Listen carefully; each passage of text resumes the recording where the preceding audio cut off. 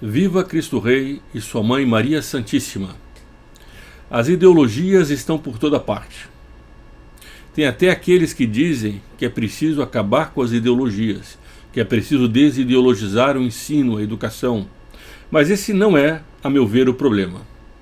O problema não é haver ideologias, porque todos os homens têm ideias, todos os homens constroem com essas ideias um conjunto de argumentos, e esses argumentos são a ideologia que a pessoa defende. O problema não é a ideologia, o problema é saber se a ideologia é verdadeira. Santo Tomás, que é o principal teólogo católico, foi elogiado por mais de 70 papas solenemente. Santo Tomás ensina que a verdade é a adequação do conceito, da ideia ao objeto. Se eu tenho uma ideia na minha mente e essa ideia corresponde à realidade, essa ideia é verdadeira. Assim são as ideologias. Resta saber, portanto, se uma ideologia é verdadeira ou não, ao invés de ser contra as ideologias. Durante 13 anos, pelo governo do PT, e muito antes, inclusive pelo governo de Fernando Henrique Cardoso, o Brasil foi submetido a uma verdadeira guerra cultural, fruto de uma ideologia igualitária, que parte de um pressuposto errado, que é o igualitarismo. Essa ideologia que deu no socialismo, que deu no comunismo, acredita que os homens são iguais em tudo, em absolutamente tudo, o que é uma falácia, é uma falsidade. Os homens são iguais em inúmeras coisas, e disso decorrem direitos iguais a todos os homens naquilo que lhes são iguais. Mas os homens são desiguais no que a filosofia chama de acidentes. Uns são mais inteligentes, outros são mais fortes, são mais capazes, são mais saudáveis. E disso, e do esforço pessoal que a pessoa empreende nos seus trabalhos, decorre naturalmente a diferença social, a diferença de classes. O socialismo nega o direito aos homens desenvolverem as suas potencialidades de forma desigual. Ele quer impor, através da força, uma visão igualitária da sociedade.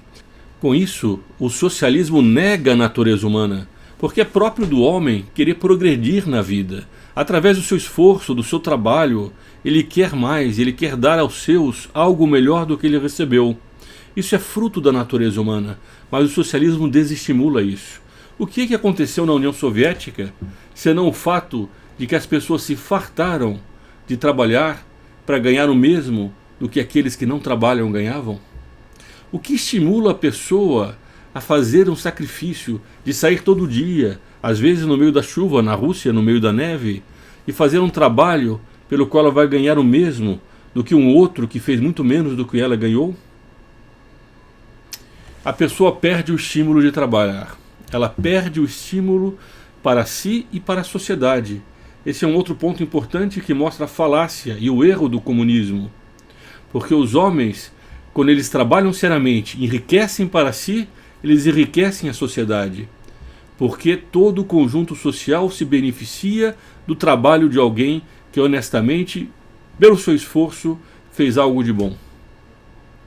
Ele estimula outros a trabalharem, porque ele recebeu uma recompensa. O trabalho dele foi recompensado através da propriedade. O que é a propriedade?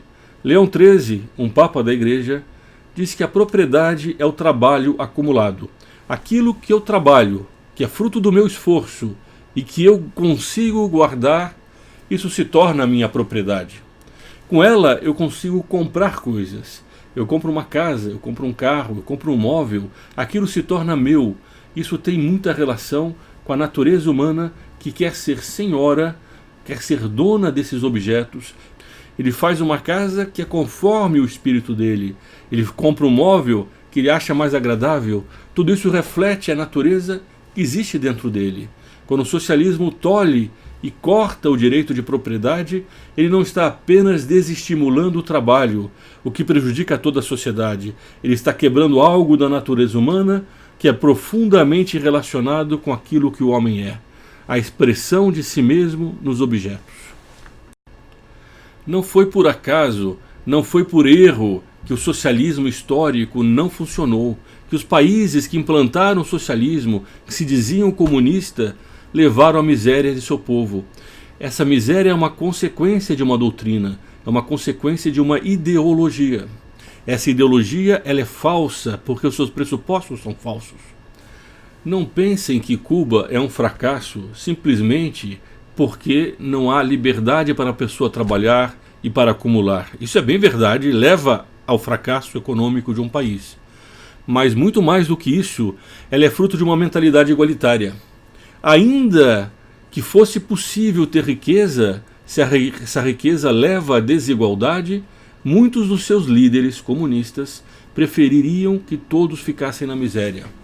Por causa dessa filosofia, o igualitarismo é uma cosmovisão do universo. A pessoa quer ser igualitária mesmo se ela está em cima. O problema não é econômico, é um problema filosófico, é um problema moral, é um problema de orgulho. O homem não quer aceitar a desigualdade que existe na criação. Esse é o fundo do problema do igualitarismo e que gera uma doutrina. Essa doutrina é o socialismo. O Brasil, com a graça de Deus, por intercessão de Nossa Senhora, no último pleito eleitoral conseguiu se livrar de um partido que professava abertamente o socialismo. Agora nós temos que fazer uma limpeza ideológica. Nós não devemos ser contra as ideologias. Nós temos que ser contra as falsas ideologias. Nós temos que denunciar aquilo que está errado e lembrar a todos um princípio que jamais falha. Uma sociedade que se estabelece na seriedade, no sacrifício, no trabalho, no respeito aos mandamentos da lei de Deus, que sabe praticar a humildade acima do orgulho, essa sociedade ela tem futuro. Diz Nosso Senhor na Sagrada Escritura: buscai primeiro o reino dos céus e a sua justiça, e tudo mais vos será dado por acréscimo. Que o Brasil possa buscar essa justiça de Deus e não o igualitarismo. Se você gostou do vídeo, assine o nosso canal, clique naquele sininho para receber as notificações. Uma boa noite e muito obrigado. Viva Cristo Rei e sua Mãe Maria Santíssima.